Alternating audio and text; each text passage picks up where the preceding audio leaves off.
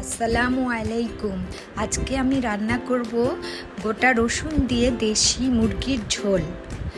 প্রথমে আমার যা যা লাগছে, প্রথমে আমি মুরগিগুলো পরিষ্কার করে নিয়েছি, ধুয়ে মরিচ গুঁড়ো, হলুদের গুঁড়ো, আদা রসুন জিরা পেস্ট, এলাচ, দারচিনি, তেজপাতা, লবঙ্গ, গোলমরিচ, পেঁয়াজ কাটা, গোটা রসুন,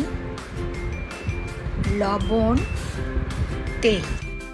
প্রথমে আমি তেজপাতাগুলো দিয়ে দিলাম, তারপর গোটা গরম মশলাগুলো তেলে দিয়ে দিলাম। এবার পেঁয়াজ কুচিগুলো দিয়ে দিলাম। তারপর বেরেস্তা কালার হয়ে আসলে সামান্য লবণ দিয়ে দিলাম। তারপর হলুদের গুঁড়ো 1.5 চা চামচ, মরিচের গুঁড়ো 1 চা চামচ,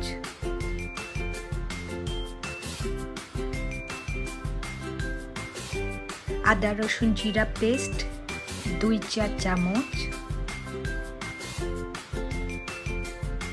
সামান্য পানি দিয়ে যাতে মশলাগুলো না পুড়ে যায়, সামান্য পানি দিয়ে নেড়ে চেড়ে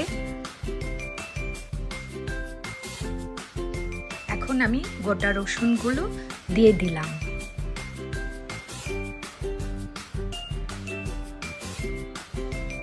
তারপর আমি মাংসগুলো ঢেলে দিলাম, দিয়ে ভালো করে নেড়ে উল্টিয়ে পাল্টিয়ে ঢাকনা দিয়ে ঢেকে দিলাম। তারপর আমি মাংসগুলো কষাতে থাকবো যতক্ষণ পর্যন্ত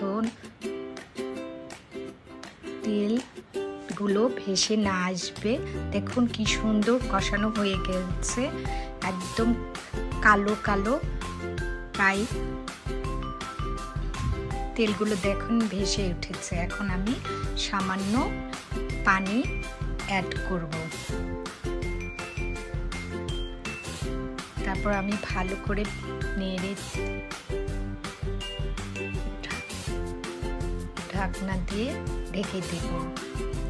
তারপর 5 মিনিট পর আমার রান্না প্রায় শেষ হয়ে আসলে আমি সামান্য গরম মশলা গুঁড়ো দিয়ে ছিটিয়ে দিব। তারপর আমি চুলাটা বন্ধ করে দেব। এখন আমার তৈরি হয়ে গেল গোটা রসুন দিয়ে দেশি মুরগির ঝোল।